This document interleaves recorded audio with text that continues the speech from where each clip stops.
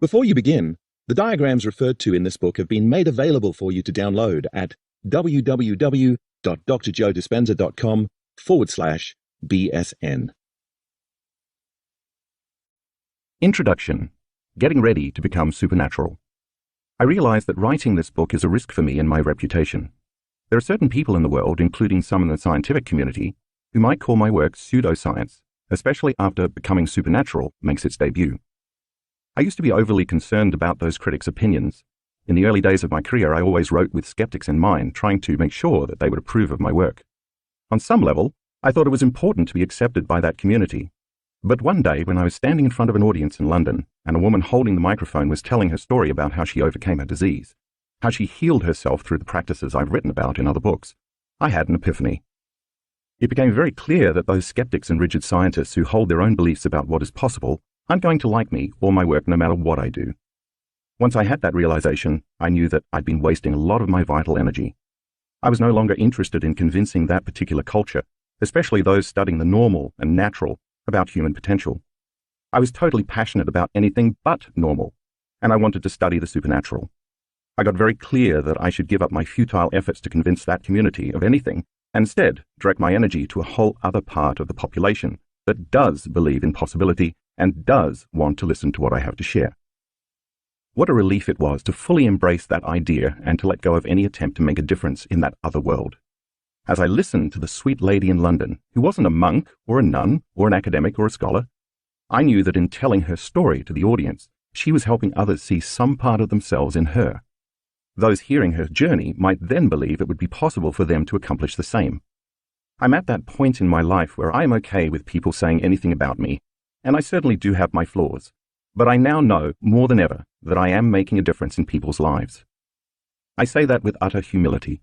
I have labored for years in taking complex scientific information and making it simple enough for people to apply it to their lives. In fact, in the last 4 years, my team of researchers, my staff, and I have gone through extensive strides to scientifically measure, record, and analyze these transformations in people's biology to prove to the world that common people can do the uncommon. This book is about more than just healing, although it includes stories of people who have made significant changes in their health and have actually reversed diseases, along with the tools you'll need to do the same. These accomplishments are becoming quite common in our community of students. The material you are about to read lives outside of convention and is not usually seen or understood by most of the world. The content of this book is based on an evolution of teachings and practices that have culminated in our students' ability to delve deeper into the more mystical of these. And of course, I'm hoping it will bridge the world of science with the world of mysticism. I wrote this book to take what I've always thought was possible to the next level of understanding.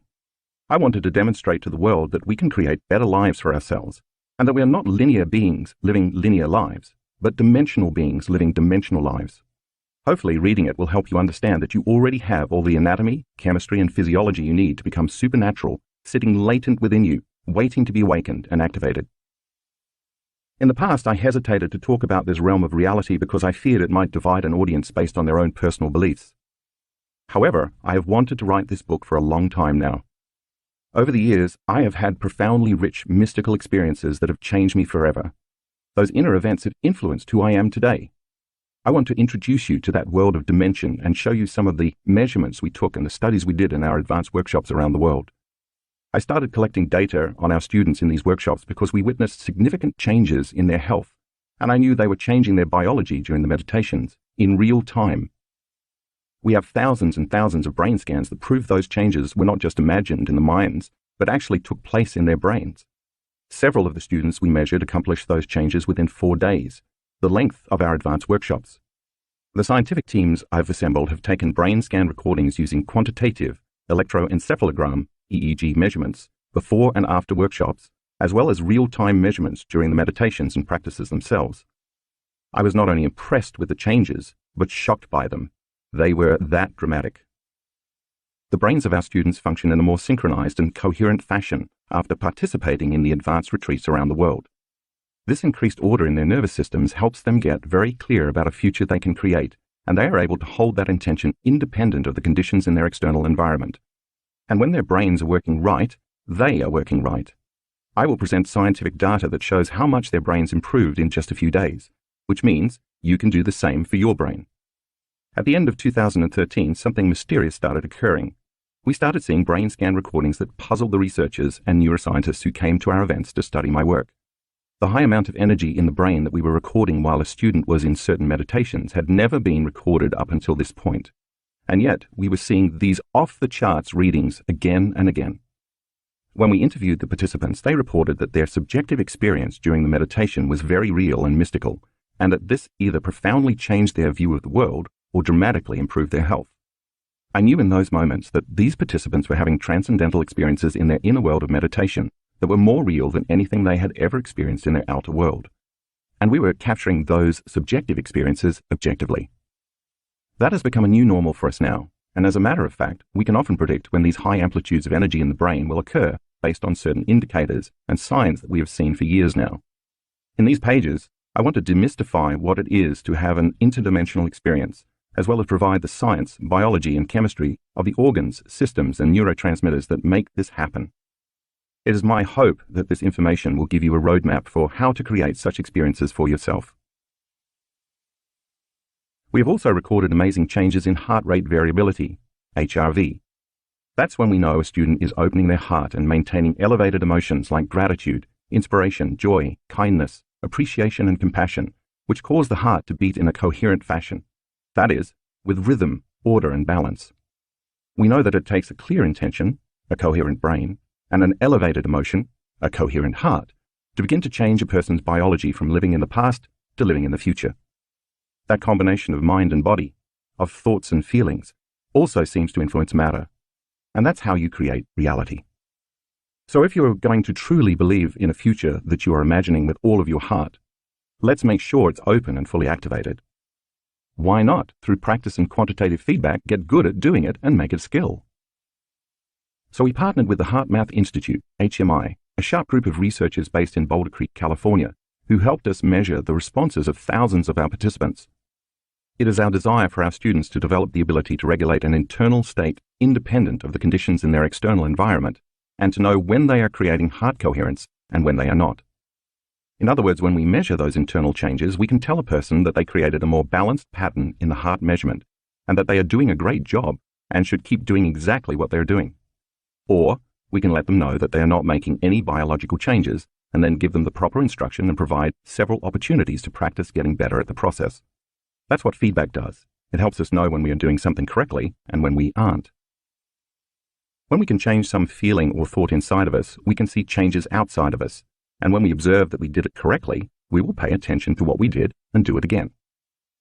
That action creates a constructive habit. By demonstrating how others perform such feats, I want to show you how powerful you can be. Our students know how to influence the autonomic nervous system, ANS, the system that maintains health and balance by automatically taking care of all of our bodily functions while we have the free will to live our lives. It is this subconscious system that gives us our health and gives life to our bodies. Once we know how to gain access to this system, we can not only make our health better, but we can also transform unwanted self-limiting behaviors, beliefs, and habits into more productive ones. I'll present some of the data we have been collecting for years. We've also taught our students that when they can create heart coherence, their hearts create a measurable magnetic field that projects beyond their body. That magnetic field is an energy, and that energy is a frequency, and all frequency carries information. The information carried on that frequency can be an intention or thought that can influence the heart of another person at a different location by moving it into coherence and balance. I will show you evidence that a group of people sitting in a room together can influence others sitting at some distance in the same room to go into heart coherence at the exact same time. The evidence clearly shows that we are bound by an invisible field of light and information that influences us and others. Given that, imagine what can happen when we all do this at the same time to change the world. That's exactly what we're up to as a community of individuals who are passionate about making a difference in the future of this earth and the people and other life forms that inhabit it. We have created Project Coherence, in which thousands of people come together at the exact same time on the exact same day to increase the frequency of this planet and of everyone who lives here. Sound impossible? Not at all. More than 23 peer-reviewed articles and more than 50 peace-gathering projects show that such events can lower incidents of violence, war, crime, and traffic accidents, and at the same time increase economic growth. My wish is to show you the science of how you can contribute to changing the world. We've also measured the energy in the room during our workshops and watched how it changes when you have a community of 550, to 1,500 people raising their energy together and creating heart and brain coherence. We've seen significant changes time and time again. Although the instrument we use to measure this is not approved by the scientific community in the United States, it has been acknowledged in other countries, including Russia. In every event, we're wonderfully surprised by the amount of energy certain groups have been able to demonstrate. We have also assessed the invisible field of vital energy surrounding the body of thousands of students to determine whether they can increase their own light field. After all, everything in our material universe is always emitting light and information, including you. When you are living in survival mode under the burden of the hormones of stress, such as adrenaline, you draw from this invisible field of energy and turn it into chemistry. And as you do so, the field around your body shrinks.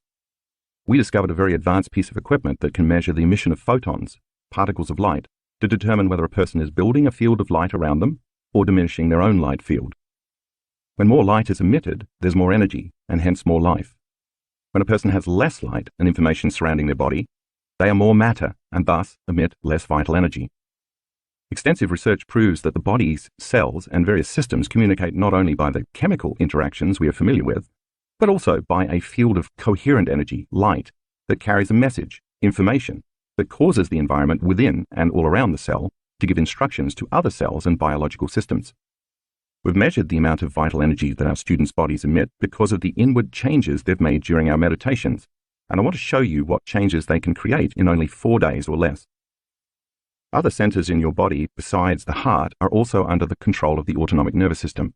I call them energy centers. Each has its own frequency, its own intent or consciousness, its own glands, its own hormones, its own chemistry, its own individual little brain, and so its own unique mind. You can influence these centers to function in a more balanced and integrated fashion. But to do that, you must first learn how to change your brainwaves so you can enter this subconscious operating system. In fact, moving from beta brainwaves, where the thinking brain is constantly analyzing and putting much attention on the outer world, to alpha brainwaves, which indicates you're calmly placing more attention on the inner world, is key. By consciously slowing your brainwaves down, you can more readily program the autonomic nervous system. Students who have done my various meditation practices over the years have learned how to change their brainwaves as well as sharpen the type of focus it takes to be present long enough to produce measurable effects. We've discovered an instrument that can measure those changes, and again, I'll show you some of the research. We've also measured several different biological markers related to changing gene expression, a process known as making epigenetic changes. In this book, you will learn that you are not in fact beholden to your genes, and that gene expression is changeable once you begin to think, act, and feel differently. During our events, students leave their familiar lives for 4 to 5 days to instead spend time in an environment that doesn't remind them of who they think they are. In doing so, they separate themselves from the people they know, the things they own, the automatic behaviors they demonstrate in their daily lives, and the places they routinely go, and they begin to change their inner states through 4 different types of meditations: walking, sitting, standing, and lying down. And through each one of these, they learn to become someone else. We know it's true because our studies show significant changes in our students' gene expression, and they've then reported significant changes in their health. Once we can show someone measurable results proving they truly have altered neurotransmitters, hormones, genes, proteins, and enzymes through thought alone, they can better justify their efforts and prove to themselves that they really are transforming. As I share these ideas with you in this book, walking you through the process and explaining the science behind the work that we're doing and why, you'll be learning a lot of fairly detailed information. But don't worry, I will review certain key concepts in different chapters. I do this intentionally to remind you of what you have already learned, so we can build a bigger model of understanding in that moment. At times, the material I present may be challenging.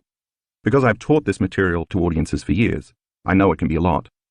I'll be reviewing and reminding you of what you've learned, so you do not have to go back in the book to search for the information, although you can always review the earlier chapters if you feel you need to. Of course, all of this information will prime you for your own personal transformation.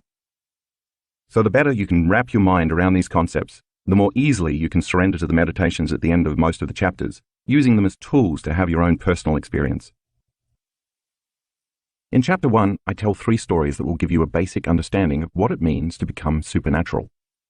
In the first story, you'll meet a woman named Anna, who developed several serious health conditions because of a trauma that kept her anchored to the past. The emotions of stress triggered her genes, and the corresponding hormones created some very challenging health conditions for her. It is a very tough tale. I intentionally chose this story and included it in all its details because I wanted to demonstrate to you that no matter how bad things can get, you have the power to change them, just as this amazing woman did. She applied many of the meditations in this book to modify her personality and heal herself. To me, she is a living example of truth. But she's not the only one who has kept overcoming herself on a daily basis until she became someone else. She joins a whole student body of participants who have done the same, and if they can do it, so can you. I also share 2 of my own personal stories here, experiences that have changed me at a very deep level. This book is as much about the mystical as it is about healing and creating new opportunities in our lives. I share these stories because I want to prime you for what is possible when we leave this realm of space-time, the Newtonian world we learned about in high school science class, and activate our pineal gland so we can move into the realm of time-space, the quantum world. Many of our students have had similar mystical and interdimensional experiences, which seemed as real as this material reality. Because the second half of the book delves into the physics, neuroscience, neuroendocrinology, and even genetics of how this happens, I hope these stories will pique your curiosity, acting as teasers to open your mind to what's possible. There's a future you, a you who already exists in the eternal present moment, who is actually calling himself or herself to the more familiar you who is reading this book. And that future you is more loving, more evolved, more conscious, more present, more kind, more exuberant, more mindful, more willful, more connected, more supernatural, and more whole. That is who is waiting for you to change your energy to match his or her energy on a daily basis, so you can find that future you, who actually exists in the eternal now. Chapter 2 covers one of my favorite topics. I wrote it so you could fully comprehend what it means to be in the present moment. Since all potentials in the 5th dimension, known as the quantum, or the unified field, exist in the eternal present moment, the only way you can create a new life, heal your body, or change your predictable future is to get beyond yourself. This elegant moment, which we have witnessed in thousands of brain scans, arrives when a person finally surrenders the memory of themselves for something greater.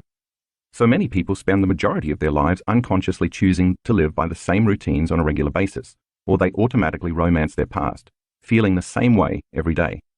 As a result, they program their brain and body to be in a predictable future or a familiar past, never living in the present moment. It takes practice to get there, but it's always worth the effort. Finally finding the sweet spot of the generous present moment is going to require you to exercise a will that is greater than any of your automatic programs, but I'll encourage you every step of the way. The chapter starts off with a basic review of some scientific principles so that we can establish a common terminology to develop models of understanding throughout the book. I'm going to make it pretty simple. Talking about brain function, that is the mind, nerve cells and networks, different parts of the nervous system, chemicals, emotions and stress, brain waves, attention and energy, and a few other subjects is necessary to get you to where you want to go. I have to establish the language to explain why we are doing what we are doing before I teach you how to do it in the meditations that appear throughout the book. If you want more explicit, in-depth information, I invite you to read any of my previous books, including Breaking the Habit of Being Yourself and You Are the Placebo. Chapter 3 is your introduction to the quantum world, the 5th dimension. I want you to understand that there is an invisible field of energy and information that exists beyond this 3-dimensional realm of space and time, and that we have access to it. In fact, once you are in the present moment and you've entered this realm, which exists beyond your senses, you are now ready to create your intended reality. When you can take all your attention off your body, the people in your life, the objects you own, the places you go, and even time itself, you will literally forget about your identity that has been formed by living as a body in this space and time. It is in this moment that you, as pure consciousness, enter the realm called the quantum field, which exists beyond this space and time. You can't enter this immaterial place with your problems, your name, your schedules and routines, your pain or your emotions. You can't enter as some body. You must enter as nobody. In fact, once you know how to move your awareness from the known, the material physical world, to the unknown, the immaterial world of possibility, and you become comfortable there, you can change your energy to match the frequency of any potential in the quantum field that already exists there. Spoiler alert. Actually, all potential futures exist there, so you can create whatever you want. When a vibrational match occurs between your energy and the energy of that potential you select in the unified field, you will draw that experience to you. I'll show you how it all works. Chapter 3 ends with a brief description of a meditation I have developed to help give you an actual experience of the quantum. Each of the teaching chapters from this point on will also end with a brief description of a different meditation. If you want to follow along as I guide you, you can purchase a CD or download an audio recording from any of these meditations from my website, drjoedispenza.com. Of course, you can also opt to try any of the meditations in this book on your own without listening to a recording. For this purpose, I have made free detailed descriptions available, giving the steps of each of these meditations on my website at drjoedispenza.com/BSN meditations. If you are meditating on your own, I recommend you listen to music while you do so. The best type of music is without vocals, and I prefer slow and trancing. It's best to use music that stops you from thinking and that doesn't evoke past memories. You'll find a suggested music list on my website mentioned earlier. In Chapter 4, I introduce you to one of the most popular meditations in our community. It's called The Blessing of the Energy Centers. Each center is under the control of the autonomic nervous system. I will give you the science of how you can program these centers for health and the greatest good during a meditation. If you have been doing my introductory level meditations where you have been placing your attention on different parts of your body and the space around your body, I want you to know that all of your training was for this meditation. Practicing that has helped you sharpen your skill to focus your attention and change your brainwaves so you can enter the operating system of the autonomic nervous system. Once you are there, you can program the operating system with the right orders to heal you, balance your health, and improve your energy and your life. In Chapter 5, I introduce you to a breath that we use at the start of many of our meditations. This breath enables you to change your energy, run an electrical current through your body, and create a more powerful electromagnetic field around you. As I will explain, most people's energy is stored in the body because they have conditioned their body to become the mind from years of thinking, acting, and feeling the same way. It is this process, relating to living in survival mode, that causes most of the creative energy to be rooted in the body. Therefore, we must have a way to pull that energy out of the body and deliver it back to the brain, where it will be available for a higher purpose than mere survival. I'll give you the physiology of the breath so you can put more intention behind it when you begin to free yourself from the past. Once you start to liberate all that energy back into the brain, then you will learn how to recondition your body to a new mind. I'm going to show you how to teach your body emotionally how to live in the future present reality, instead of the past present reality where we spend most of our time. Science tells us that the environment signals the gene. Since emotions are the chemical end products of experiences in our environment, when you embrace the elevated emotions in your meditations, you will not only raise your body's energy, but you will also start to signal new genes in new ways, ahead of the environment. There's nothing like a good story or two.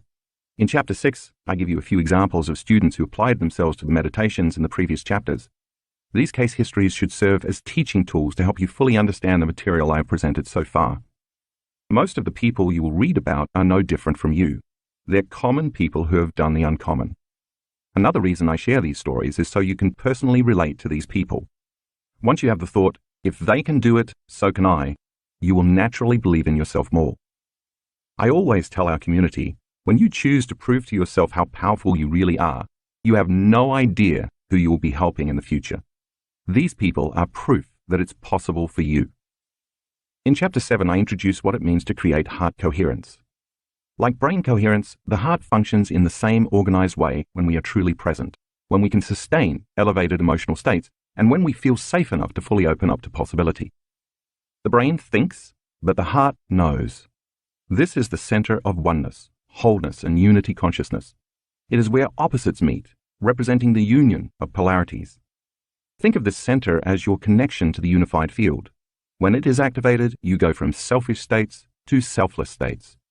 When you can maintain internal states independent of conditions in your external environment, you are mastering your environment. It takes practice to get good at keeping your heart open, and if you do, it will keep beating longer. Chapter 8 shares one of the other favorite activities we do at our advanced workshops, combining a kaleidoscope with videos called mind movies that our students make of their future.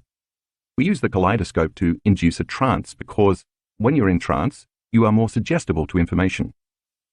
Suggestibility is your ability to accept, believe, and surrender to information without any analysis. If you do this properly, it is indeed possible to program your subconscious mind. So it makes sense that when you use the kaleidoscope to change your brainwaves, with your eyes open instead of closed in a meditation, you can lower the volume of the analytical mind to open the door between the conscious mind and the subconscious mind. And when you follow that with a mind movie, with scenes of yourself or pictures of what the future you want looks like, you program yourself into that new future. So many of our students have created amazing new lives and opportunities when they took the time to make their mind movie and then watch it with the kaleidoscope. Some students are already on their third mind movie because everything in their first two has already happened. In Chapter 9, I introduce the walking meditation. This meditation incorporates both standing and walking. I find this practice such a valuable tool in helping us literally walk into our future. Many times we can have an amazing seated meditation and connect to something bigger than us, but when we open our eyes and come back to our senses, we go unconscious again and return to a series of unconscious programs, emotional reactions, and automatic attitudes. I developed this meditation because I want our community to be able to embody the energy of their future and do it with their eyes open as well as closed. In time, as you practice this, you might naturally begin to think like a wealthy person, act like an unlimited being, and feel an expansive joy for existence because you installed the circuits and conditioned your body to become that person. Chapter 10 shares another set of case studies to engage your level of understanding with allegory. These fascinating stories will help you connect the dots so you can hear the information from another angle and read about people who have experienced it firsthand. I hope they will inspire you to do your practice with more conviction, certainty, and trust so that you can experience the truth for yourself. Chapter 11 opens your mind to what's possible in the interdimensional world beyond the senses. In quiet moments, I often find my mind drifting to the mystical, one of my favorite topics. I love those transcendental experiences that are so lucid and real that I can never go back to business as usual because I know too much. During those inner events, the level of awareness and energy is so profound that when I come back to my senses and my personality, I often naturally think to myself, I got this all wrong. The this I'm referring to is the way reality really is, not how I've been conditioned to perceive it to be. In this chapter, I take you on a journey from this realm of space-time, where space is eternal, and we experience time as we move through space, to the realm of time-space, where time is eternal and we experience space, or spaces or various dimensions, as we move through time. It is going to challenge your very understanding of the nature of reality. All I can say is that if you hang in there, you will get it. It might take you a few readings to fully understand it, but as you study the material and contemplate it, your contemplation builds the circuits in your brain in preparation for the experience. Once you are beyond your associations to this material world and you are in the unified field, chock full of infinite possibilities, biological systems exist for taking that energy that's beyond the vibration of matter and turning it into imagery in the brain. That's where the pineal gland comes in, the subject of Chapter 12. Think of your pineal gland, a tiny gland perched in the central back area of your brain, as an antenna that can transduce frequencies and information and turn them into vivid imagery. When you activate your pineal gland, you're going to have a full-on sensory experience without your senses. That eternal event will be more real to you in your mind while your eyes were closed than any past external experience you've ever had. In other words, in order to lose yourself fully in the inward experience, it has to be so real that you are there. When this happens, this little gland transmutes melatonin into some very powerful metabolites that cause you to have that type of experience. We will study the properties of this gland, and then you will learn how to activate it. Chapter 13 introduces you to one of our most recent endeavors, Project Coherence. When we witnessed the measurements of so many of our students going into heart coherence at the exact same time on the exact same day during the exact same meditation, we knew that they were affecting each other non-locally, energetically as opposed to physically. The energy they were emitting in the form of elevated emotions carried their intention that the greatest good happen to everyone gathered in the room. Imagine a large body of people all elevating their energy and then placing the intention on that energy that lives be enriched, bodies be healed, dreams come true, futures be realized, and the mystical become common in our lives. When we saw how our students were able to open the hearts of others, we knew it was time to start doing global meditations to help change the world. Thousands and thousands of people from all over the world have joined in and participated in changing and healing this planet and the people on it. After all, are we doing this work to make the world a better place? I'll give you the science of how this all works, and I do mean science. Enough peer-reviewed studies on the power of peace-gathering projects have been published to prove it works, so instead of just studying history, why not make history? The book finishes with Chapter 14, which shares some pretty wild case studies of some of the mind-blowing mystical experiences people have had doing this work. Once again, I share them so you can see that even the most mystical adventures can be yours if you work at it. So are you ready to become supernatural? Chapter 1.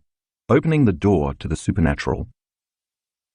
As spring was ending and the first glimpse of summer was approaching, what first appeared to be a typical Sunday afternoon in June 2007 turned out to be anything but typical for Anna Willems. The French doors from the living room to the garden were open wide, and the thin white curtains danced lightly in the breeze as scents from the garden floated inside. Streams of sunlight shone brightly all around Anna as she lounged comfortably. A chorus of birds chirped and trilled outside, and Anna could hear the distant melody of children's laughter and playful splashing coming from a neighbor's swimming pool. Anna's 12-year-old son reclined on the sofa, reading a book, and she could hear her 11-year-old daughter in the room directly above her, singing to herself as she played. As psychotherapist, Anna worked as a manager and board member for a major psychiatric institution in Amsterdam, whose profits totaled more than 10 million euros annually. She often caught up on professional reading on the weekends, and on this day, she was sitting in her red leather chair reading a journal article. Little did Anna know that what looked like the perfect world to anyone peering into her living room that day would become a nightmare within minutes. Anna felt a bit distracted, noticing that her attention wasn't fully engaged in the material she was attempting to study. She set her papers down and paused, suddenly wondering again where her husband had gone. He had left the house early that morning while she was taking a shower. Without saying where he was headed, he had simply disappeared. The children had told her that their father had said goodbye, giving each of them a big hug before he left. She tried to reach him on his cell phone many times, but he hadn't returned her calls. She tried one more time. No answer. Something definitely felt odd. At 3:30 p.m., the doorbell rang, and when Anna opened the front door, she found 2 police officers standing outside. "Are you Mrs. Willems?" one of them asked.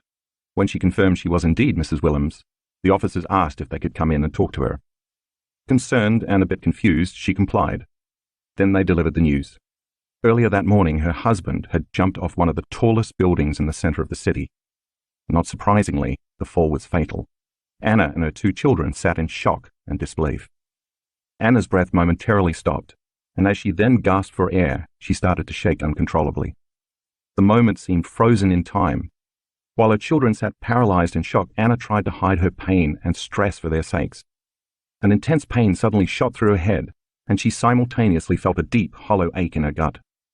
Her neck and shoulders instantly stiffened as her mind frenetically raced from thought to thought. The hormones of stress had overtaken her. Anna was now in survival mode. How stress hormones take over. From a scientific standpoint, living in stress is living in survival. When we perceive a stressful circumstance that threatens us in some way, one for which we cannot predict or control the outcome, a primitive nervous system called the sympathetic nervous system turns on, and the body mobilizes an enormous amount of energy in response to the stressor. Physiologically, the body is automatically tapping into the resources it will need to deal with the current danger. The pupils dilate so we can see better. The heart rate and respiratory rate increase so we can run, fight, or hide. More glucose is released into the bloodstream to make more energy available to our cells, and our blood flow is shunted to the extremities and away from our internal organs so we can move quickly if we need to. The immune system initially dials up and then dials down as adrenaline and cortisol flood the muscles, providing a rush of energy to either escape or fend off the stressor. Circulation moves out of our rational forebrain and is instead relayed to our hindbrain, so we have less capacity to think creatively and instead rely more on our instinct to instantly react. In Anna's case, the stressful news of her husband's suicide threw her brain and body into just such a state of survival. In the short term, all organisms can tolerate adverse conditions by fighting, hiding, or fleeing from an impending stressor. All of us are built for dealing with short-term bursts of stress. When the event is over, the body normally returns to balance within hours, increasing its energy levels and restoring its vital resources. But when the stress doesn't end within hours, the body never returns to balance. In truth, no organism in nature can endure living in emergency mode for extended periods of time. Because of our large brains, human beings are capable of thinking about their problems, reliving past events, or even forecasting future worst-case situations, and thus turning on the cascade of stress chemicals by thought alone. We can knock our brains and bodies out of normal physiology just by thinking about an all-too-familiar past, or trying to control an unpredictable future. Every day, Anna relived that event over and over in her mind. What she didn't realize was that her body did not know the difference between the original event that created the stress response and the memory of the event, which created the same emotions as the real-life experience all over again. Anna was producing the same chemistry in her brain and body as if the event were actually happening again and again. Subsequently, her brain was continuously wiring the event into her memory bank, and her body was emotionally experiencing the same chemicals from the past at least 100 times each day. By repeatedly recalling the experience, she was unintentionally anchoring her brain and body to the past.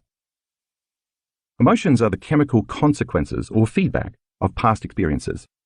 As our senses record incoming information from the environment, clusters of neurons organize into networks. When they freeze into a pattern, the brain makes a chemical that is then sent throughout the body. That chemical is called an emotion. We remember events better when we can remember how they feel. The stronger the emotional quotient from any event, either good or bad, the stronger the change in our internal chemistry. When we notice a significant change inside of us, the brain pays attention to whoever or whatever is causing the change outside of us, and it takes a snapshot of the outer experience. That's called a memory. Therefore, the memory of an event can become branded neurologically in the brain, and that scene becomes frozen in time in our grey matter, just as it did for Anna.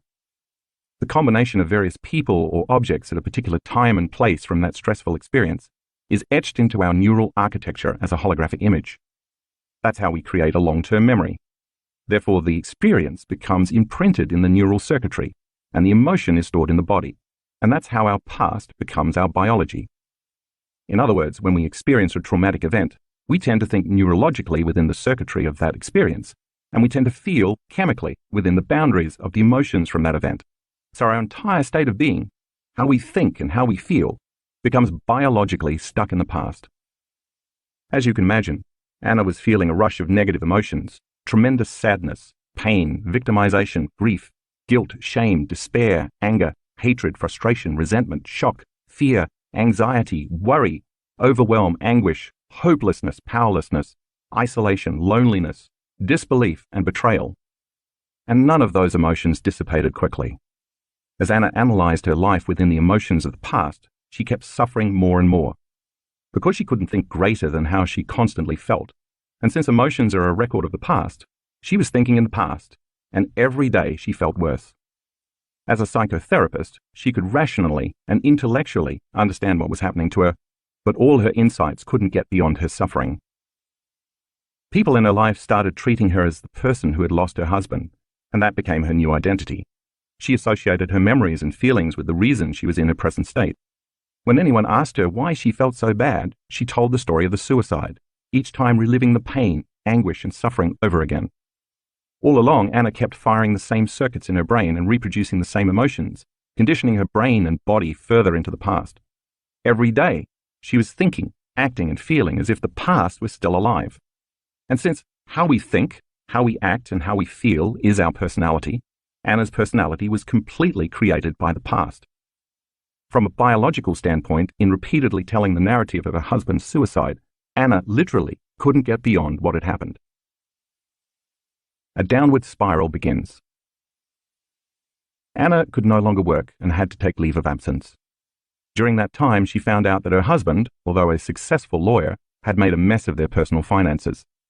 She would have to pay off significant debts that she had previously been unaware of, and she didn't have the money to even begin. Not surprisingly, even more emotional, psychological, and mental stress began to add up. Anna's mind went in circles, constantly flooded with questions. How will I take care of our children? How will all of us deal with this trauma in our future, and how will it affect our lives? Why did my husband leave without saying goodbye to me? How could I not know he was so unhappy? Did I fail as a wife? How could he leave me with 2 young children, and how will I manage to raise them by myself? Then judgments crept into her thoughts. He shouldn't have committed suicide and left me in this financial mess. What a coward! How dare he leave his children without a father? He didn't even write a message for the children and me. I hate him for not even leaving a note. What a jerk to leave me and make me raise these kids alone. Did he have any idea what this might do to us? All of these thoughts carried a strong emotional charge, further affecting her body. 9 months later, on March 21st, 2008, Anna woke up paralyzed from the waist down. Within hours, she was lying in a hospital bed, a wheelchair beside her, diagnosed with neuritis, inflammation of the peripheral nervous system. After several tests, the doctors could not find anything structural as the cause of the problem, so they told Anna that she must have an autoimmune condition. Her immune system was attacking the nervous system in her lower spine, breaking down the protective layer that coats the nerves and causing paralysis in both of her legs. She could not hold her urine, had difficulty controlling her bowels, and had no feeling or motor control in her legs and feet. When the fight or flight nervous system is switched on and stays on because of chronic stress, the body utilizes all its energy reserves to deal with the constant threat it perceives from the outer environment. Therefore, the body has no energy left in its inner environment for growth and repair, compromising the immune system. So because of her repeated inner conflict, Anna's immune system was attacking her body. She had finally physically manifested the pain and suffering she'd emotionally experiencing in her mind. In short, Anna could not move her body because she wasn't moving forward in her life. She was stuck in her past. For the next 6 weeks, Anna's doctors treated her with huge doses of intravenous dexamethasone and other corticosteroids to reduce inflammation. Because of the added stress and the types of drugs she was taking, which can further weaken the immune system, she also developed an aggressive bacterial infection for which her doctors gave her huge doses of antibiotics. After 2 months, Anna was released from the hospital and had to use a walker and crutches to get around. She still could not feel her left leg and found standing very difficult. She couldn't walk properly. Although she could hold her bowels a bit better, she still couldn't control her urine. As you can imagine, this new situation was adding to Anna's already high stress levels. She had lost her husband to suicide. She could not work very much to support herself and her children. She was in serious financial crisis, and she had been living in a hospital paralyzed for more than 2 months. Her mother had to move in to help. Anna was an emotional, mental, and physical wreck, and although she had the best doctors and the latest medications from a reputable hospital, she was not getting any better.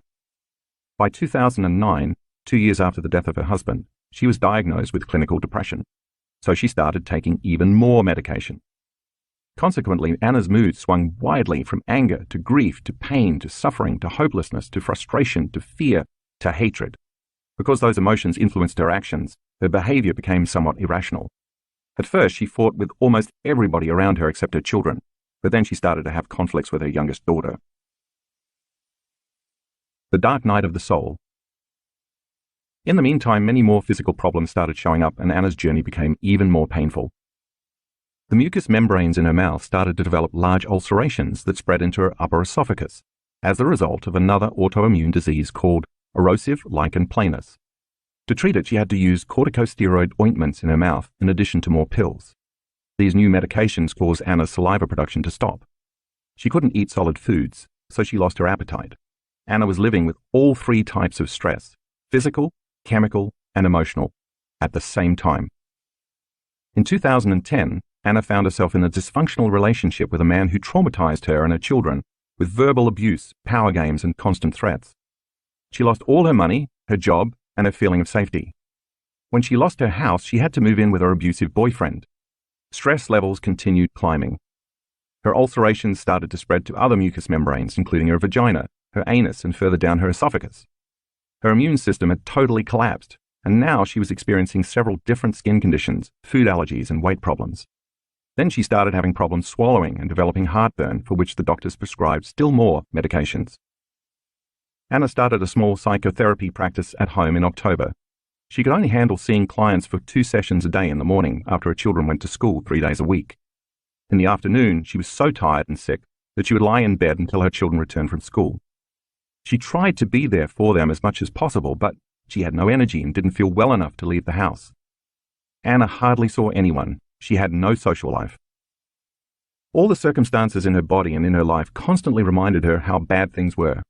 She automatically reacted to everyone and everything. Her thinking was chaotic and she could not concentrate. She had no vitality or energy to live anymore. Often when she exerted herself, her heart rate exceeded 200 beats per minute. She found herself sweating and gasping for breath all the time, and she felt an enormous pain in her chest on a regular basis. Anna was passing through her darkest night of the soul. Suddenly, she understood why her husband had taken his life. She wasn't sure she could go on anymore and started thinking of committing suicide herself. She thought, it can't get any worse than this. And then it did. In January 2011, Anna's medical team found a tumor near the entrance of her stomach and diagnosed her with esophageal cancer. Of course, this news severely increased Anna's stress levels. The doctors suggested a rigorous course of chemotherapy. No one asked about her emotional and mental stress. They only treated the physical symptoms. But Anna's stress response was fully turned on, and it couldn't turn off. It's amazing how this can happen to so many people. Because of a shock or trauma in their lives, they never get beyond those corresponding emotions, and their health and their lives break down. If an addiction is something that you think you can't stop, then objectively, it looks as though people like Anna become addicted to the very emotions of stress that are making them sick. The rush of adrenaline and the rest of the stress hormones arouses their brain and body, providing a rush of energy. In time, they become addicted to the rush of that chemistry, and then they use the people and conditions in their lives to reaffirm their addiction to the emotion, just to keep feeling that heightened state. Anna was using her stressful conditions to recreate that rush of energy, and without realizing it, she became emotionally addicted to a life she hated. Science tells us that such chronic, long-term stress pushes the genetic buttons that cause disease. So if Anna was turning the stress response on by thinking about her problems in her past, her thoughts were making her sick. And since stress hormones are so powerful, she had become addicted to her own thoughts that were making her feel so bad. Anna agreed to start chemotherapy, but after her first session, she had an emotional and mental breakdown. One afternoon, after her kids went to school, Anna collapsed on the floor, crying. She had finally reached the bottom. It occurred to her that if she continued this way, she would not survive for long, and she would leave her children alone without either parent. She started to pray for help. She knew in her heart that something needed to change. In utter sincerity and surrender, she asked for guidance, support, and a way out, promising that if her prayers were answered, she would be thankful and grateful every day for the rest of her life, and she would help others to do the same. Anna's turning point. The choice to change became Anna's quest. She first decided to stop all the treatments and all the medications for her various physical illnesses, although she continued to take her antidepressants. She didn't tell the doctors and nurses that she was not coming back for treatment. She simply did not show up anymore. No one ever called her to ask why. Only her family doctor contacted Anna to express concern.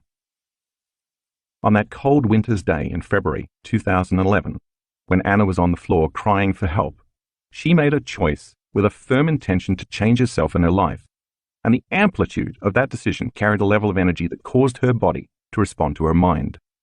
It was that decision to change that gave her the strength to rent a house for herself and her children, and to move away from the negative relationship she was in. It was as if that moment redefined her. She knew she had to start all over. When I first saw Anna, it was 1 month later. One of the few friends she had left had reserved a seat for Anna at a Friday evening talk that I was giving. Her friend made Anna an offer. If she liked the evening lecture, she could stay for a full 2-day weekend workshop. Anna agreed to go. The first time I saw her, she was sitting in a packed conference room on the left side on the outer aisle, her crutches leaning against the wall near where she sat.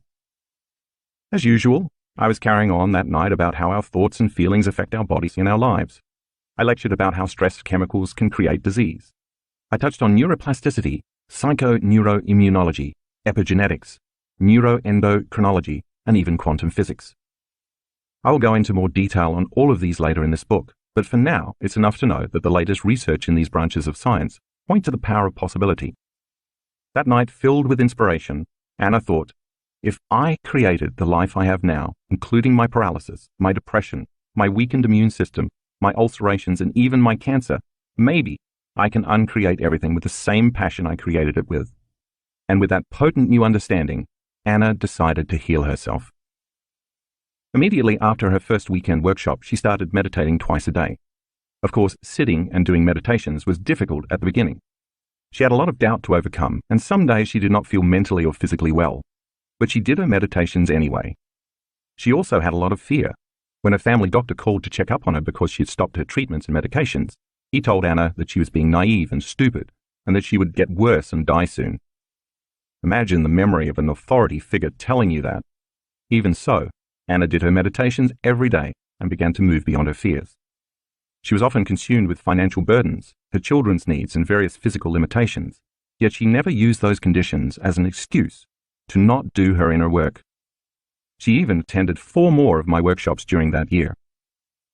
By going within and changing her unconscious thoughts, automatic habits, and reflexive emotional states, which had become hardwired in her brain and emotionally conditioned in her body, Anna was now more committed to believing in a new future than believing in her same familiar past. She used her meditations, combining a clear intention with an elevated emotion, to change her state of being from biologically living in the same past to living in a new future. Every day, Anna was unwilling to get up from her meditations as the same person who sat down. She decided that she wouldn't finish until her whole state of being was in love with life. To the materialist, who defines reality with the senses, of course, Anna had no tangible reason to be in love with life.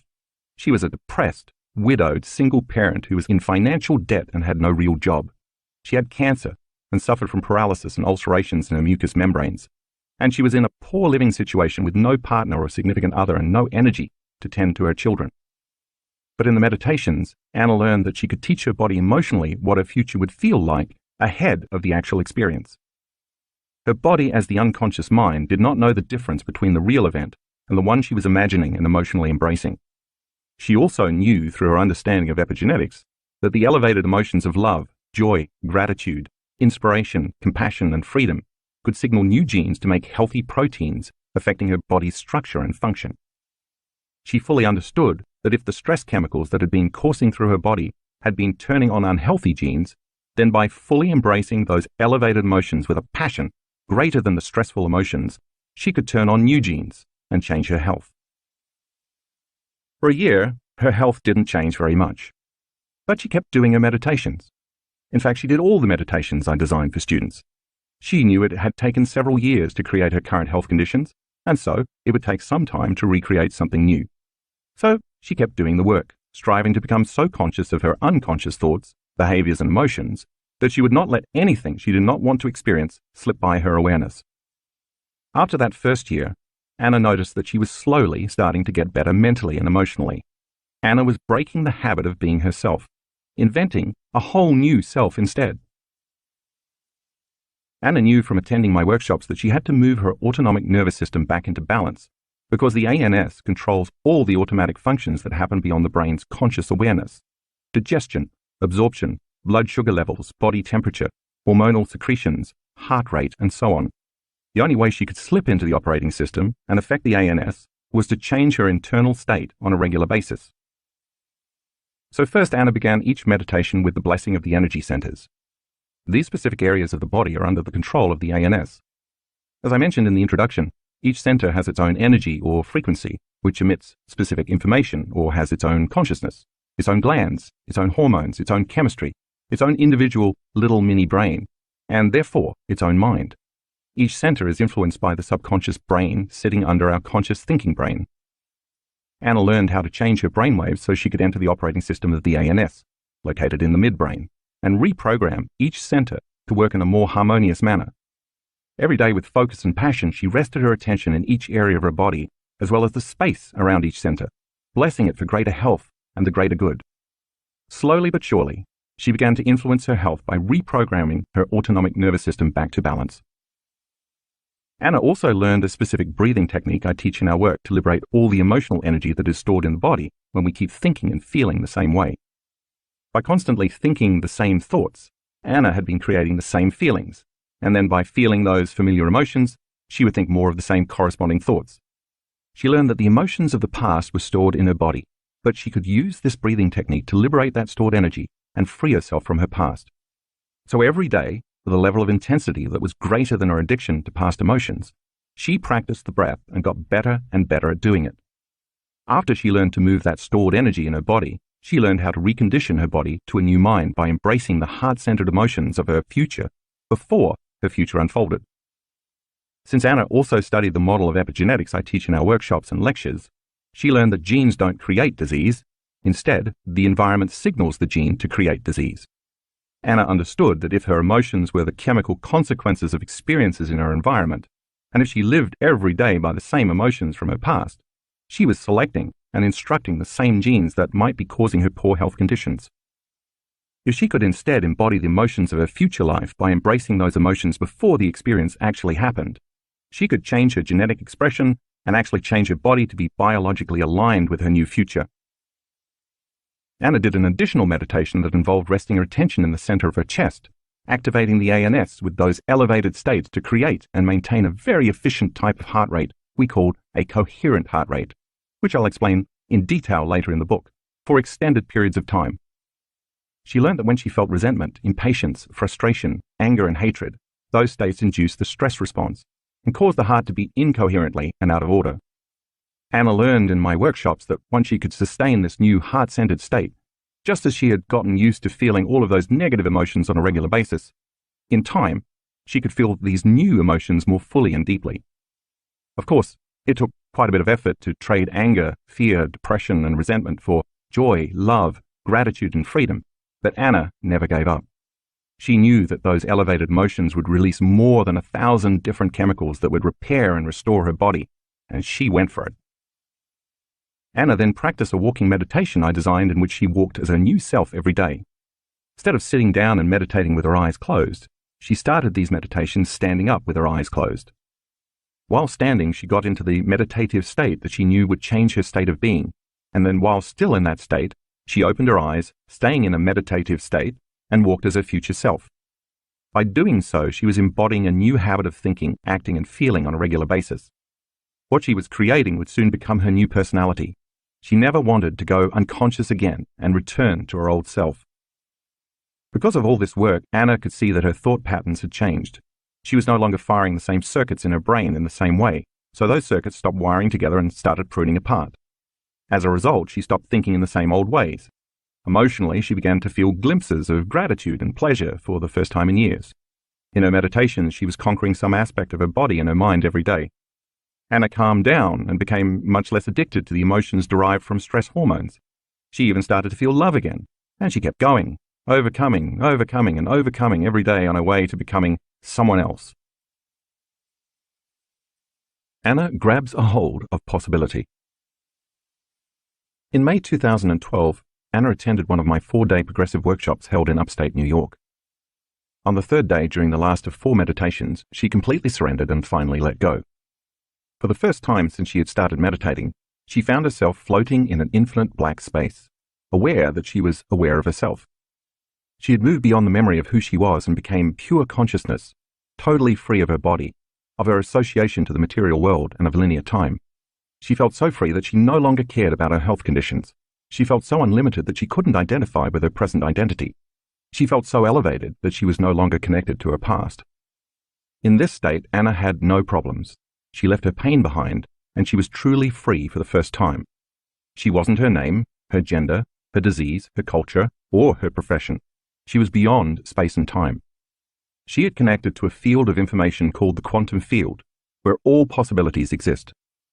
Suddenly, she saw herself in a brand new future, standing on a huge stage, holding a microphone and talking to a crowd as she told them the entire story of her healing.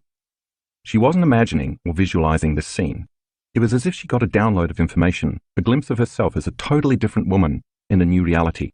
Her inner world appeared much more real to her than her outer world, and she was having a full-on sensory experience without using her senses. The moment Anna experienced this new life in the meditation, a burst of joy and light came into her body, and she felt relief on a deep, visceral level. She knew she was something or someone greater, much grander than her physical body. In this state of intense joy, she felt such delight and such immense gratitude that she burst into laughter. And at that moment, Anna knew she was going to be okay. From then on, she developed so much trust, joy, love, and gratitude that her meditations became easier and easier, and she began to go much deeper. As Anna moved out of her past, she felt this new energy opening her heart further and further. Instead of seeing her meditations as something she had to do every day, she started looking forward to them. It became her way of life. Doing the work became her habit. Her energy and vitality returned. She stopped taking antidepressants. Her thought patterns completely changed and her feelings were different. She felt like she was in a new state of being, so her actions changed drastically. Anna's health and life improved tremendously that year. The next year, she attended several more events. By keeping connected to the work, Anna started to develop relationships with more people in our community, and she received more and more support to keep her going on her journey back to health. Like many of our students, she sometimes found it challenging not to take a few steps back into the old programs and the old patterns of thinking, feeling, and acting once she returned home after a workshop. But even so, she kept doing her meditations every day. In September 2013, Anna's doctors gave her a very thorough medical checkup that included many different tests. 1 year and 9 months after a cancer diagnosis, and 6 years after her husband's suicide, Anna's cancer had completely healed and the tumor in her esophagus had vanished. Her blood tests showed no cancer markers. The mucous membranes in her esophagus, vagina, and anus were completely healed. Only a few minor problems remained. The mucous membranes in her mouth were still slightly red, although she no longer had any ulcerations, and because of the medication she had taken for the ulcerations, she still didn't produce saliva. Anna had become a new person who is healthy. The disease existed in the old personality. By thinking, acting, and feeling differently, Anna reinvented a new self. In a sense, she had become reborn in the same life. In December 2013, Anna came to an event in Barcelona with the friend who had introduced her to my work. After hearing me tell the participants a story about a remarkable healing of another student in our community, Anna decided it was time to share her story with me. She wrote it all down and gave the letter to my personal assistant. Like many letters I get from students, the first line read, "You are not going to believe this." After I read what she'd written, the next day, I asked Anna to come up on stage and share her story with the audience. And there she was, a year and a half after the vision she'd had during her meditation in New York, unbeknownst to me, standing on a stage, talking to an audience about her journey healing herself. After the Barcelona event, Anna was inspired to work on her mouth even more. About 6 months later, I was lecturing in London, and Anna attended. I spoke in detail about epigenetics. Suddenly, a light went on for Anna. I've healed myself of all these medical conditions, including cancer, she thought. I should be able to signal the gene for my mouth to produce more saliva. A few months later, during another workshop in 2014, Anna suddenly felt saliva dripping in her mouth. Ever since then, Anna's mucous membranes and her saliva production have returned to normal. The ulcerations never came back. Today, Anna is a healthy, vital, happy, stable person with a very sharp and clear mind. Spiritually, she has grown so much that she goes very deep in her meditations and has had many mystical experiences. She is living a life full of creation, love, and joy. She has become one of my corporate trainers, regularly teaching this work to organizations and companies. In 2016, she founded a successful psychiatric institution employing more than 20 therapists and practitioners. She is financially independent and earns enough money to live a rich life. She travels around the world, visits beautiful places, and meets very inspiring people. She has a very loving and joyful partner, as well as new friends and new relationships that honor both her and her children.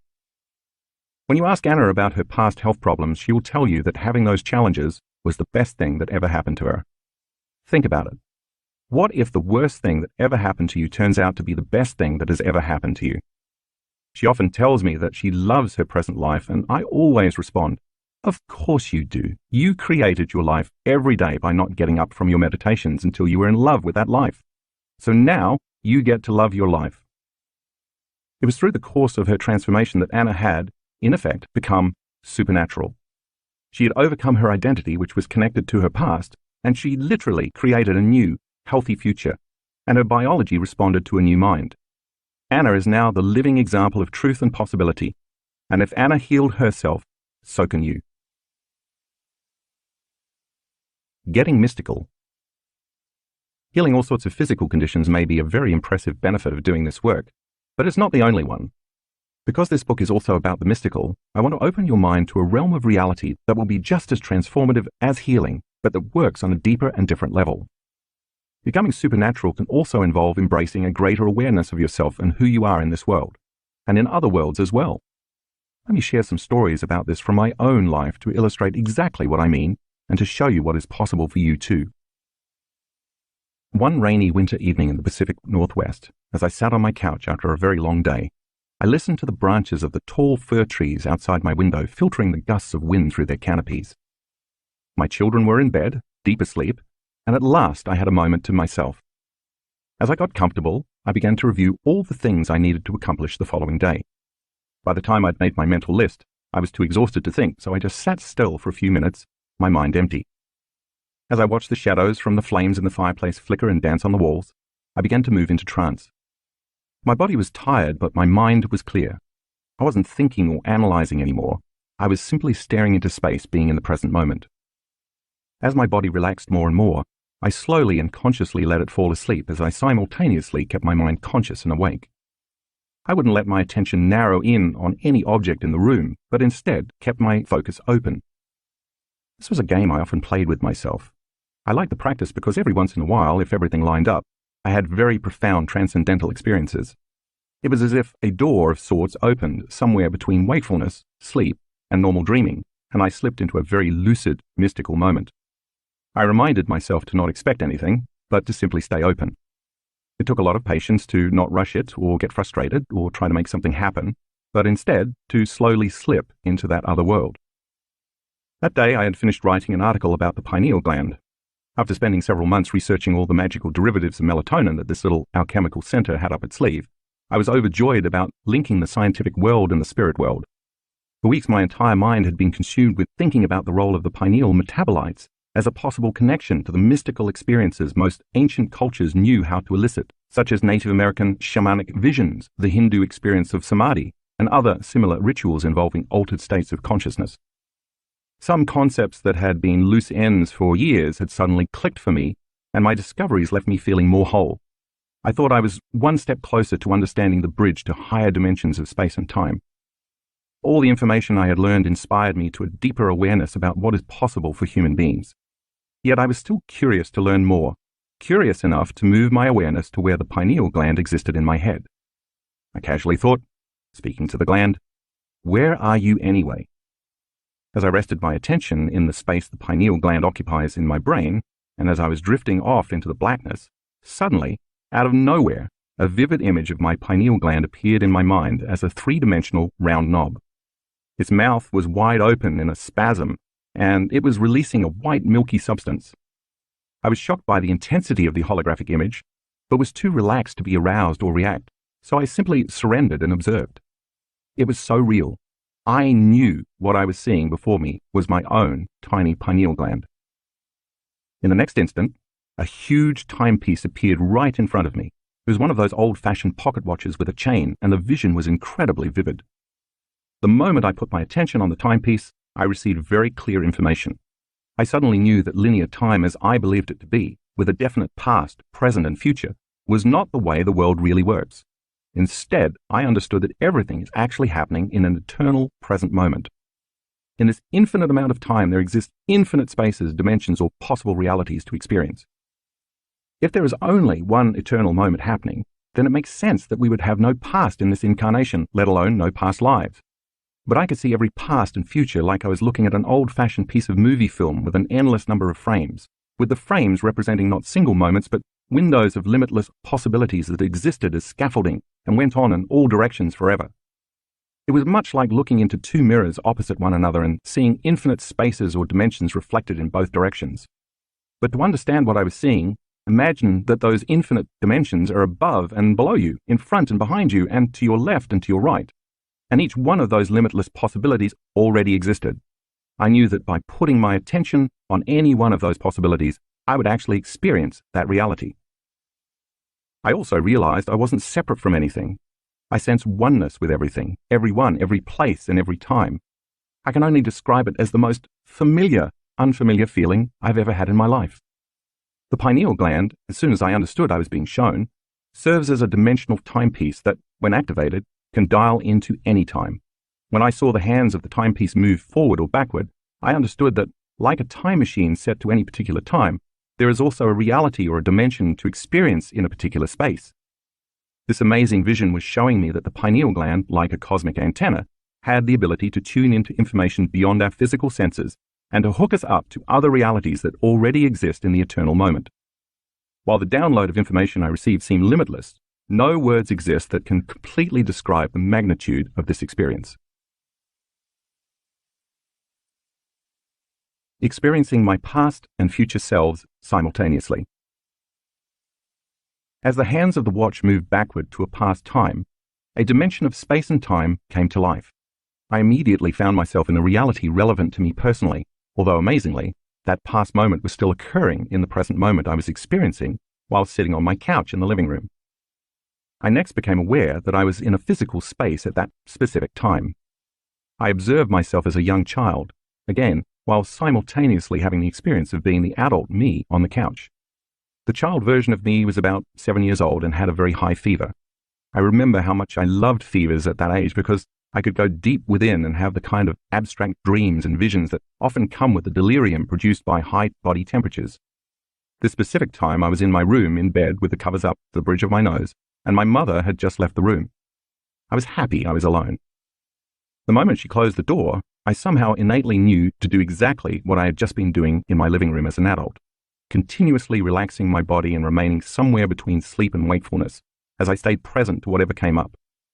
Up to this point in my present life, I had completely forgotten about the memory of this childhood experience, but when I lived it again in that moment, I saw myself in the midst of a lucid, conscious dream, comprehending possible realities like the squares on a chessboard. As I observed myself as this young boy, I was deeply moved by what he was attempting to understand, and I wondered how he could grasp such complicated concepts at his age. In that moment, as I watched him, I fell in love with that little guy, and the second I embraced that emotion, I somehow felt a simultaneous connection to both that point in time and the one I was experiencing as my present time back in Washington State. I had such a strong knowingness that what I was doing then and what I am doing now were happening at the same time, and that those moments were significantly connected. In that split second, the love I felt for him as my present self was drawing that young boy to the future I was living now. Then the experience got even stranger. That scene faded away, and the watch appeared again. I became aware that the hands of the timepiece could also move forward. Filled with a sense of wonder, and without any trepidation or fear, I simply observed the watch move forward in time. Instantaneously, I was standing barefoot in my backyard in Washington in the cold night. It's difficult to explain what time it was because it was the same night I was in my living room, but the me who was outside the house was the me from the future in that now. Again, words are limited here, but the only way I can explain this experience is that the future personality, called Joe Dispenza, had changed immensely. I was so much more evolved, and I felt amazing, euphoric in fact. I was so aware, or should I say as that person, I am so aware. By aware, I mean superconscious, as if all my senses were heightened 100%. Everything I saw, touched, felt, smelt, tasted, and heard was amplified. My senses were so elevated that I was acutely aware of and paying attention to everything around me, wanting to experience the moment completely. And because my awareness increased so drastically, so did my consciousness and therefore my energy. Feeling so full of this intense energy caused me to be more conscious of everything I sensed simultaneously. I can describe this feeling only as consistent, unwavering, highly organized energy. It was nothing like the chemical emotions we normally feel as human beings. In fact, in that moment I knew I couldn't even feel those normal human emotions. I'd evolved beyond them. I did, however, feel love, although it was an evolved form of love that was not chemical, but electric.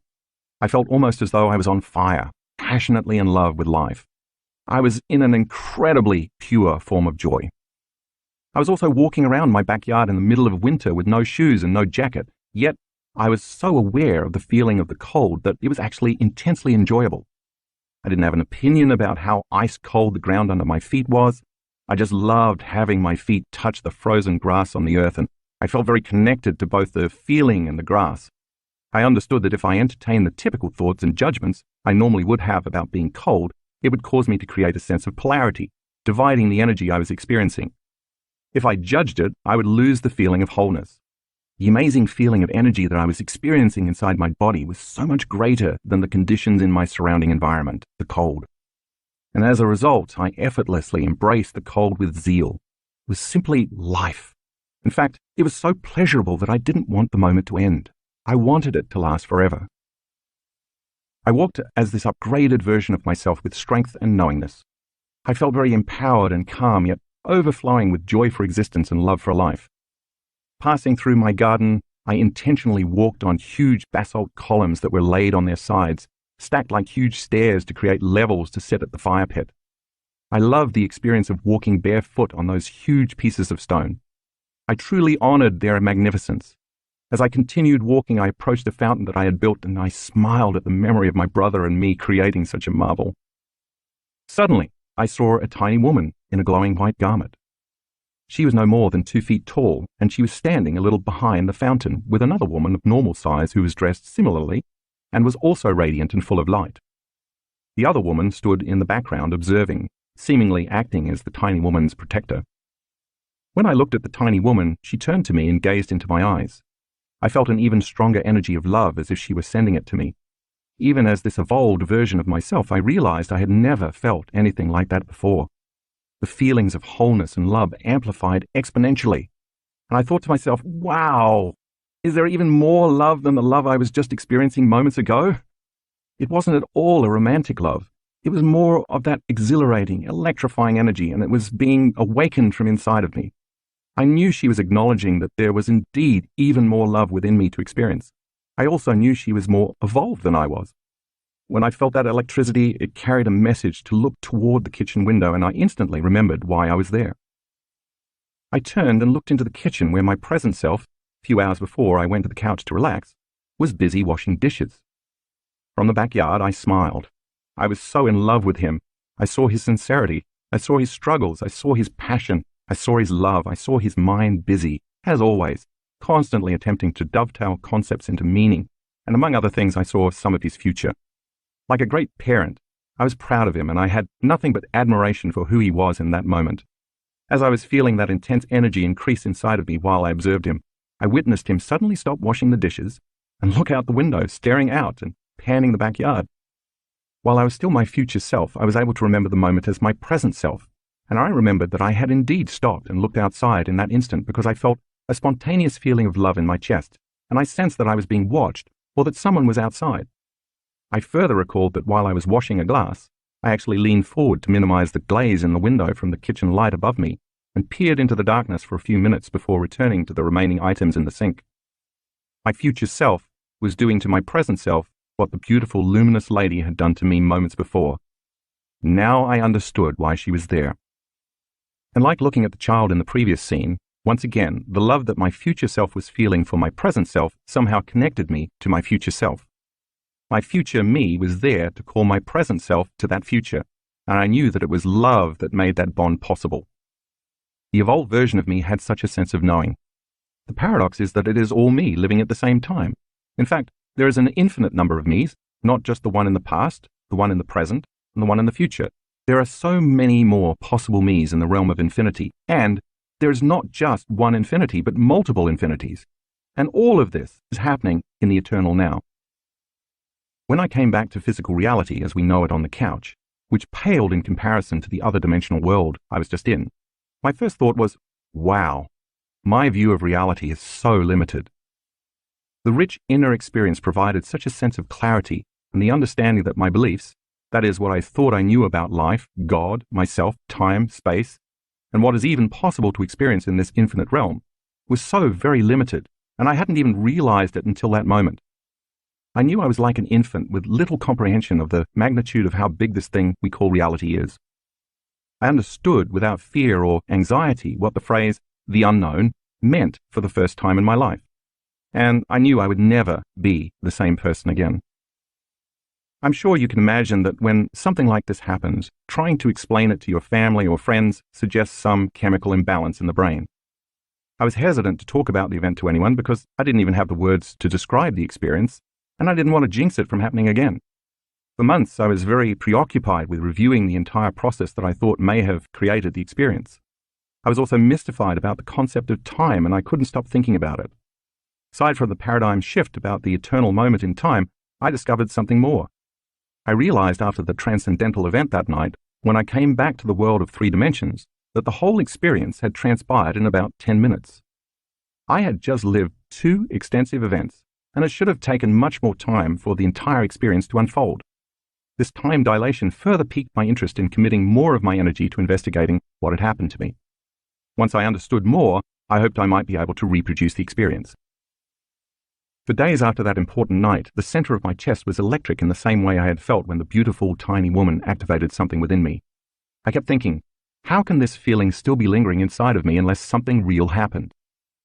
When I put my attention on the center of my chest, I noticed the feeling amplify. Understandably, I wasn't very interested in any social interaction during this period because the people and conditions in the outer world distracted from that feeling in my inner world, and the special feeling diminished. In time, it finally faded completely, but I never stopped thinking about the idea that there is always more love to experience, and that the energy I had embraced in that realm still lived within me. I wanted to activate it again, but I didn't know how. For a long time, even though I tried and tried to reproduce the experience, nothing happened. I now realized that the expectation of the same outcome, combined with the frustration of trying to force it to happen, is the worst combination for creating another mystical experience, or anything for that matter. I became lost in my own personal analysis, trying to figure out how it occurred and how I could make it happen again. I decided to add a few new approaches. Instead of trying to recreate the experience in the evening, I decided to wake up early in the morning and meditate. Since melatonin levels are the highest between 1 a.m. and 4 a.m., the mystical chemical metabolites of melatonin are the very substrates responsible for creating a lucid event. I decided I would practice my inner work at 4 every morning. Before I share what happened next, I want to ask you to keep in mind that this was an unusually difficult time in my life. I was deciding whether it was worth it for me to continue to teach. I'd experienced a fair amount of chaos in my life after appearing in the 2004 documentary What the Bleep Do We Know? I was considering stepping away from the public world and disappearing into a simpler life. It seemed so much easier just to walk away. Living a past incarnation in the present moment. One morning, about an hour and a half after I started my meditation in a seated position, I finally reclined. I put some pillows under my knees so I wouldn't fall asleep too quickly, allowing me to linger between wakefulness and sleep. As I lay down, I simply put my attention in the place the pineal gland occupies in my head. But this time, instead of trying to make something happen, I just let go and said to myself, whatever. Apparently, that was the magic word. I know what that means now. I surrendered, got out of the way, let go of any specific outcome, and simply opened up to possibility. The next thing I knew, I was experiencing myself as a stout man in a very hot region of the world that seemed to be what we now call Greece or Turkey. The terrain was rocky, the ground was parched, and stone buildings like those in Greco-Roman times were interspersed with many small tents made of brightly colored fabrics. I was wearing a one-piece skirted burlap garment that fell from my shoulders to my mid-thighs, and I had a thick rope tied around my waist like a belt. I wore sandals roped up to my calves. I had thick curly hair and my body felt strong. My shoulders were broad and my arms and legs were muscular. I was a philosopher and a long-time student of some charismatic movement. I was simultaneously the self in that experience and my present self observing me in that particular time and space. Again, I was way more conscious than normal. I was super conscious. All my senses were heightened and I was very aware of everything. I could smell the familiar musk of my body and could taste the salt of my perspiration dripping from my face. I loved the taste. I felt grounded in the physicality and strength of my body. I was aware of deep pain in my right shoulder, but it did not consume my attention. I saw the brightness of the blue sky and the richness of the green trees and mountains, as if I were living in Technicolor. I heard seagulls in the distance, and I knew I was near a large body of water. I was on a pilgrimage and mission of sorts. I was traveling about the country teaching the philosophy that I had studied and lived by my whole life. I was under the tutelage of a Grand Master whom I loved very deeply because of the care, patience, and wisdom he had given me for so many years. It was my time now to be initiated and to deliver a message to change the minds and hearts of the culture. I knew that the message I was disseminating was counter to the current beliefs of that time, and that the government and religious orders of the day would challenge me. The main message of the philosophy I studied would free people from living in any type of obligation to something or someone outside of them. It would also inspire individuals to demonstrate a code of principles that would empower them to have more enriched and meaningful lives. I was passionate about this idealism, and I worked daily to live in alignment with the doctrines. Of course, the message would omit the need for religion and for any dependence on governments, and it would free people from personal pain and suffering. As the scene came to life, I had just finished addressing a crowd in a relatively populated village. The gathering was just breaking up when suddenly, several men quickly moved through the masses to arrest me. Before I could even try to escape, I was seized. I knew that they had planned their strategy well. If they had begun to move about while I had been talking to the crowd, I would have spotted them. They timed it perfectly. I surrendered without resistance, and they took me to a prison cell where I was left alone. Locked in a small stone cube with narrow slits for windows, I sat there knowing my destiny. Nothing I could do would prepare me for what was about to happen. Within 2 days, I was taken to the center of the city where hundreds of people gathered, many of them the same people who had listened to me speak just a few days earlier. But now, they eagerly anticipated the chance to watch my trial and impending torture. I was stripped to a small cloth undergarment and then strapped to a large horizontal stone slab with large grooves notched into the corners through which ropes led. The ropes had metal cuffs on the ends that were fastened to my wrists and ankles. Then it began. A man standing to my left started to crank a lever that moved the slab slowly from a horizontal position forward to a more vertical position.